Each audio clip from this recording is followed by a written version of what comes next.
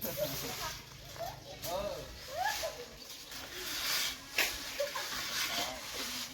กระชายจ้ะ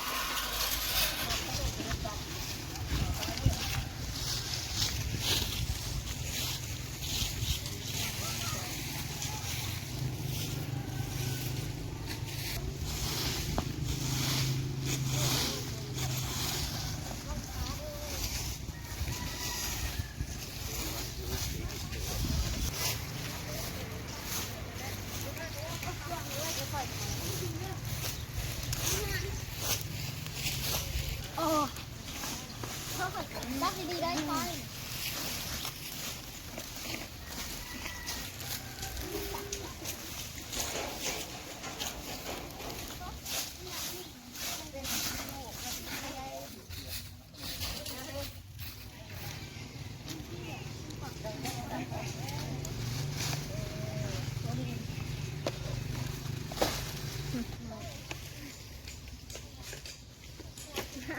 อะไรป่ะ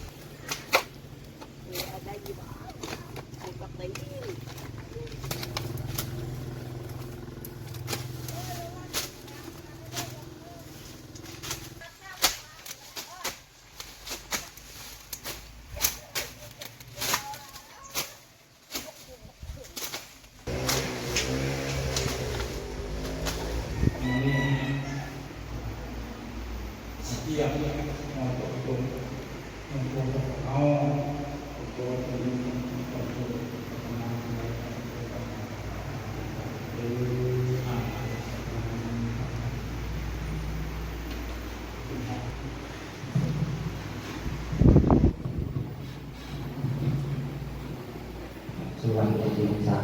คณะกรรมการมปสกังโกที่ได้พ้นเมตตาและแต่พระมุว่าสร้างสอนเราสิ่งหาสร้างเยี่ยมสิ่งต่อไปเป็นคนดีเป็นทุกค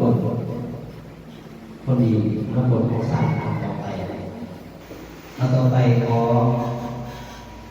เสื่อมทานอาจารย์ทางเกียรติศิลปะประกอบต้องเป็นที่โคโลงต่อนะครับมาเยี่ยมเนาะ